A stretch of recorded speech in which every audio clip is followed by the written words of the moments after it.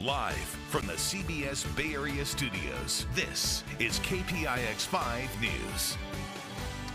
An Oakland City Councilwoman appears to be the winner in the race to become the next mayor. We have the latest results this morning. And Elizabeth Holmes sentenced to 11 years in federal prison. What happens now for the disgraced Theranos founder? And the trouble at Twitter grows deeper as more critical employees leave. Can the social media site survive the turmoil? Good morning. It is Saturday, November 19th. Thanks so much for joining us. I'm Devin Feely. Let's start with a quick check of our weather with First Alert meteorologist Darren Pang.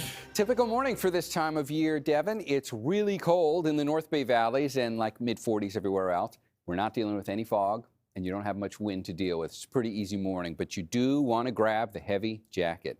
Sunrise is not coming up until we get to much closer towards 7 a.m. And when you take a look at the numbers, boy, what a difference for Santa Rosa, 33. San Jose might be close at 40, but it's mid to upper 40s just about everywhere else. Doing good on the visibility, and just to show you where we're going for today's daytime highs, mid to upper 60s, plenty of sunshine. I'll see you with the complete First Alert forecast and the 7-day just a bit. For now, Devin, back over to you. All right, thanks, Darren.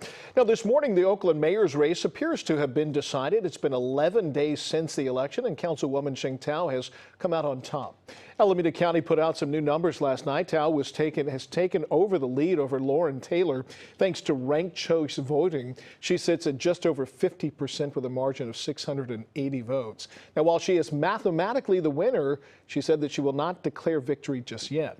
Now, our campaign told us it's been a long week and a half, and we have been humbled to watch the results shift in our favor with each passing day. We are optimistic that our lead will hold and that Cheng Tao will be the next mayor of Oakland. And we now have a definitive winner in the Alameda County District Attorney's race. Pamela Price has defeated Terry Wiley.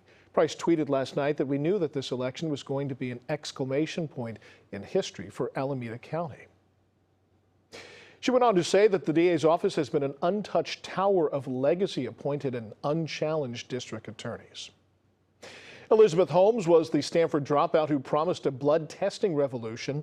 Her startup Theranos claimed that it could run hundreds of tests on a single drop of blood. Now, the problem was the technology just didn't work, and Holmes will now be paying the price with prison time. A judge sentenced Holmes to slightly more than 11 years, 135 months in prison, plus 3 more years of supervision once she's out. The sentence also includes a fine of $400, $100 for each count of fraud, but she still faces a separate restitution hearing. KPIX Lynn Ramirez has been following this case from the very beginning. He was at the courthouse in San Jose yesterday when Holmes arrived to learn her fate. Well, after a very lengthy trial and a verdict almost 1 year ago, we finally have an answer. Yes, Elizabeth Holmes will do serious jail time for her role in the Theranos fraud scheme. Just a dramatic afternoon here at the federal courthouse in San Jose. Elizabeth Holmes stood up in front of Judge Edward Davila moments before he imposed the punishment. Red-faced and teary-eyed, Holmes told the court she has, quote, deep pain for what people went through because I failed them.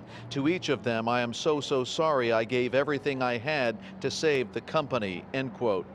But that wasn't much of an apology, according to John Carreyrou, the Wall Street Journal reporter who exposed Theranos and led to Holmes's downfall. She didn't acknowledge any wrongdoing. She didn't apologize to patients. She didn't apologize to investors. She said she let people down, but only in the sense that the company failed. And so the way she framed it is she failed as an entrepreneur and she had big regrets about that. But that's not the same as acknowledging wrongdoing, acknowledging that you committed fraud and saying you're sorry. Holmes was convicted last January on 3 counts of wire fraud and conspiracy to commit wire fraud for misleading investors, along with her partner Sunny Balwani, who was convicted on 12 counts. And the judge also made clear that deterrence, played a big role in his rationale for this stiff sentence. Holmes did not go immediately into custody. She will have until April 27th to turn herself in and begin serving her 11-year sentence. In San Jose, Len Ramirez, KPIX 5.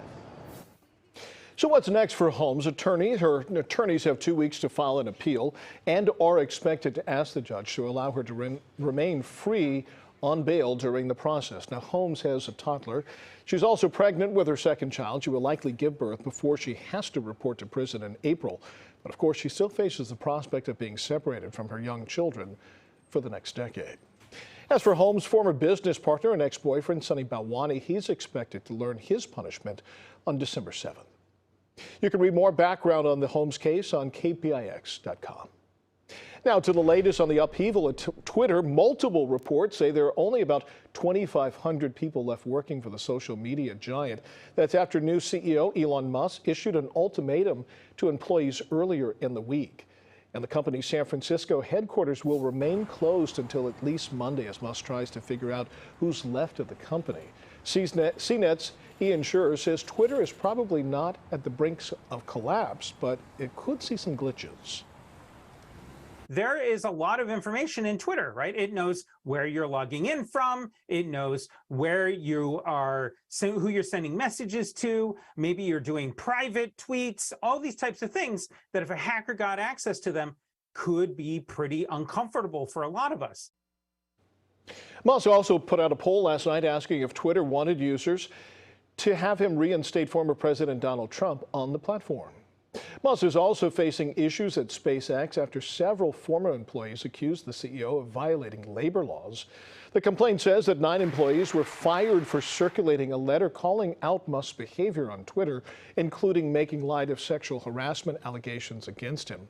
Musk is also fighting with the California Civil Rights Department over alleged racial discrimination at Tesla. Well, today trains are set to roll on the Muni Central Subway in San Francisco.